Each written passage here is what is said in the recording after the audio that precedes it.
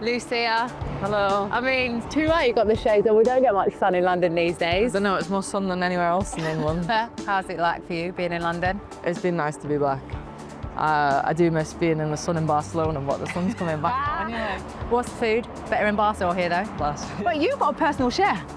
I've seen it, been going around on socials. Yeah, you know what I'm like? I like doing extra things, so she's actually there right now. Is she? Yeah. Getting it all ready? Yeah, getting ready for when I come home. Ultimate pro. Come on, let's go because we've got loads to catch up on. We're going to talk about something a bit more personal to you that went undetected for most of your life until 4 years ago. 4 years ago, I did, I don't know, a test. Found out that, like, I have autism, but at the same time, it was something that I always knew about in a way. Yeah, I mean, I can remember when I was younger being maybe just treated a bit differently because of how I was acting. When I did this diagnosis, I was diagnosed as ADHD as well. Mm-hmm. It's quite common for neurodiverse, if you kind of show signs of one thing, a lot of them relate so closely. How does it like manifest in you?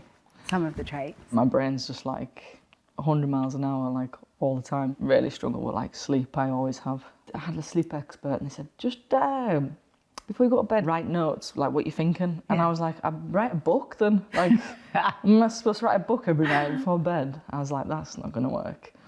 Just have to exert some energy, like I've just got too much energy all the time. The biggest one that's affected me was probably me being like 10 steps ahead all the time and not giving people the chance to figure that out. And I think people used to think I was like a know-it-all, and I was like, no, my head's just thought through all them processes like that, super quick. It's my hyper-focus, football.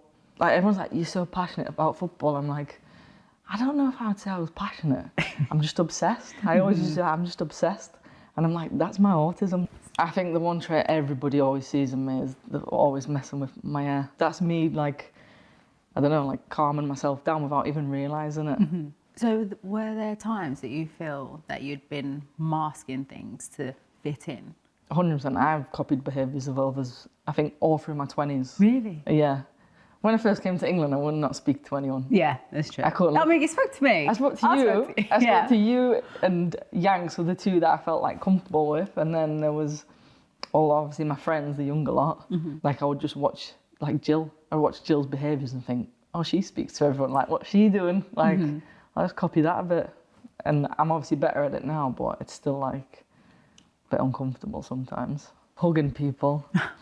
Eye contact when you speak, those two things I've like had to learn because I think they're seen as like the norm and the two things that make me so uncomfortable.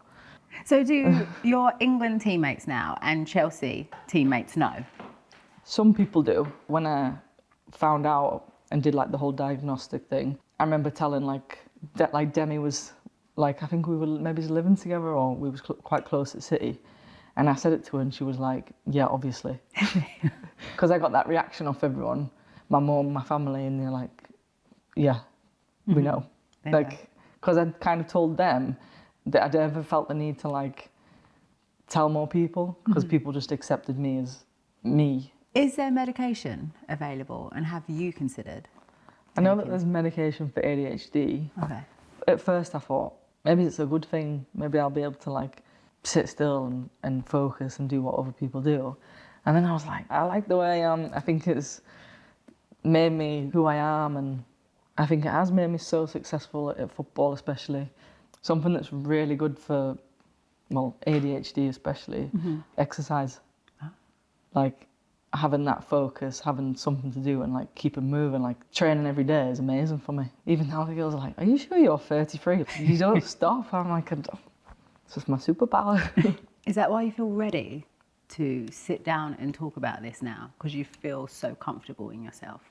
Yeah, I couldn't have done this 10 years ago. Last 5 years, I've just been like, I don't care anymore. I'm going to do what makes me feel comfortable and know that the likes of Phil Neville and Serena, like, as long as you're doing what's best for you and the right things, then be you.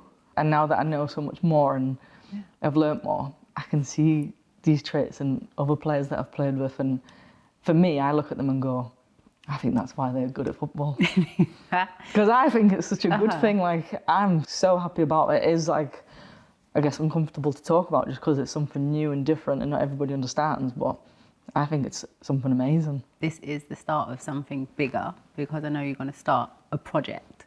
So I'm going to become an ambassador for the National Autistic Society.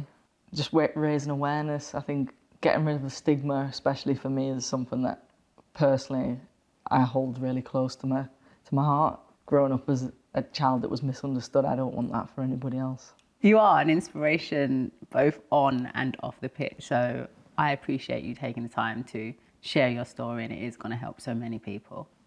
Hope so.